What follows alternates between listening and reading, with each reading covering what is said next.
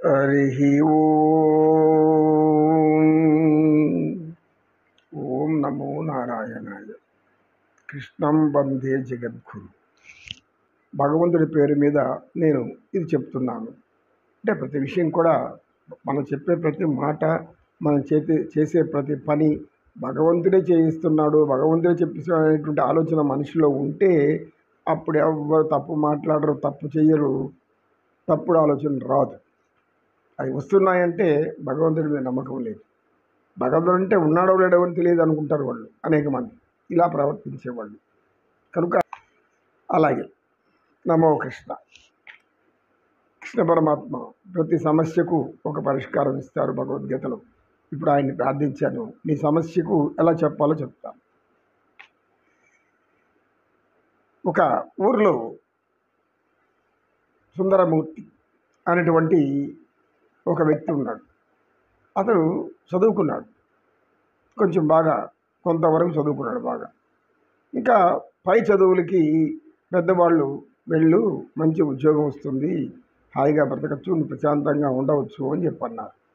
అంటే వీడు పై చదువులకు వెళ్ళి ఇంకా చదువుకుంటూ ఈ తలనొప్పి ఎవరు భరిస్తారు?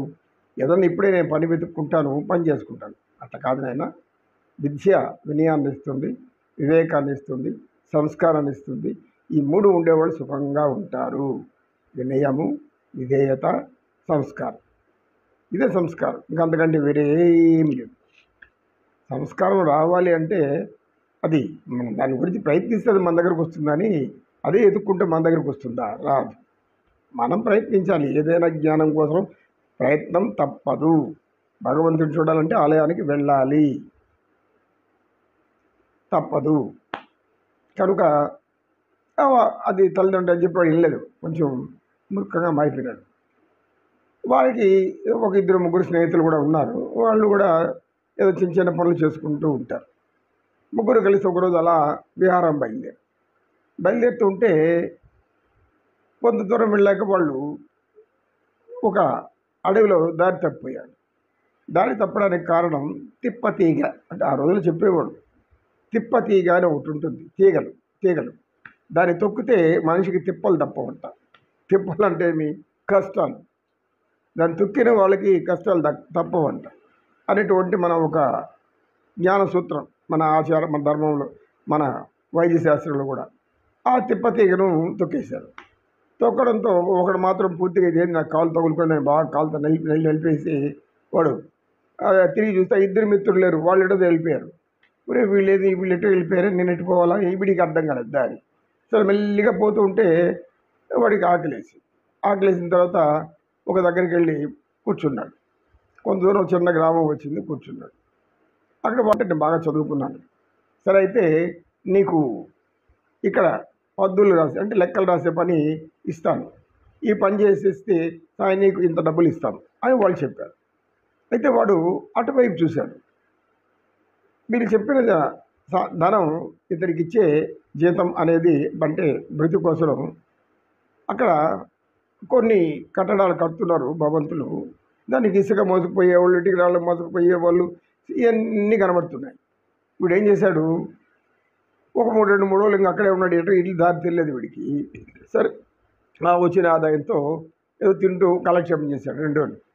తర్వాత వాడికి ఒక ఆలోచన వచ్చింది, ఈ ఇసుక మోసేవాళ్ళు ఎలా ఇంత బరువులు ఎత్తుకొని పైకి ఎక్కుతున్నారు, ఇది చేస్తే ఎలా ఉంటుంది అని చెప్పేసి నేరుగా ఈ పని వదిలేసేసి అక్కడికి వెళ్ళి ఎవరో ఇసుక మోస్తుంటే, అయ్యా నేను కాసేపు మోస్తాను అని చెప్పి తల మీద పెట్టుకున్నాడు.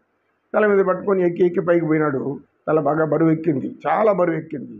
ఆ తట్టంది ఆ ఇసుక అక్కడ పోసేసేసి మళ్ళా మెల్లిగా దిగి వచ్చాడు. దిగి రాగానే వాడికి ఎక్కడ లేనంత ప్రశాంతత, ఆనందం వచ్చేసింది. ఎందుకు వచ్చింది? ఒక పెద్ద బరువుని తల మీద పెట్టుకున్నాడు, ఆ బరువు ఇప్పుడు దిగిపోయింది. ఎంత ఆనందం ఉంది దీంట్లో, ఇంత ఆనందం నాకు తెలియదే. అందరూ ఎందుకో ఏమో కూలి కష్టపడి చేస్తుంటారు, ఇసుకలు ఇటుకలు మోస్తుంటారు అని చెప్పేసి అక్కడ ఉండే యజమాని చెప్పేశాడు, అయ్యా నేను ఇంక మెట్టి లెక్కలు రాయను, ఇసుక మోసే పనే చేస్తానన్నాడు. అదేందా చదువుకున్నావు, నువ్వు ఏదో కష్టపడకూడదని నేను నీకు చెప్తే మరి ఇసుక మోసం లేదు, దాంట్లో ఆనందం మీకేం తెలుస్తుంది, మీరు మోసి చూడండి, తర్వాత మీ ఆనందం తెలుస్తుంది. నేను మోసేది మీ ఆనందించేదా? నువ్వు తలకాయ ఉందా లేదా, నీకు జ్ఞానం ఉందా అని అన్నాడు ఆయన, పెద్ద ఆయన. లేదు లేదు, నాకు అదే ఆనందంగా ఉంది. సరే నీ కర్మ ఏడన్నా బోరా అని చెప్పారంట. ఇలా ఒక రోజంతా మోసి అబ్బా అక్కడ ఇది మోసి కింద పోయడం, తర్వాత ఆనందించింది. ఏమది, ఇప్పుడు బరువు తగ్గిపోయింది. అబ్బా బరువు తలంతా ప్రశాంతంగా ఉంది. మోయడం దేనికి, బరువు పెంచుకోవడం దేనికి, ఆ బరువుతో బాధపడడం దేనికి, ఆ తర్వాత ఆనందం అనేది అనుకోవడం ఏంటి? ఇది మూర్ఖత్వం కదా, అజ్ఞానం చేసే పనులు. ఇది అక్కడ ఆయన ఈ కర్మ ఇదేం కోసం, ఇదేం బుద్ధి లేనితారు అనుకున్నాడు ఆయన. వీడు మాత్రం ఆనందం అనుకున్నాడు. ఇదేనైనా మూర్ఖత్వం అంటే ఇలా ఉంటుంది, కూడా వస్తుంది. సర్వే జనా సుఖినో భవంతు, సమస్త సన్మంగళాన్ని సంతు. ఓం శాంతి శాంతి శాంతి. ఎతత్ సర్వం శ్రీకృష్ణార్పణమస్తు. కృష్ణం వందే జగద్గురుం.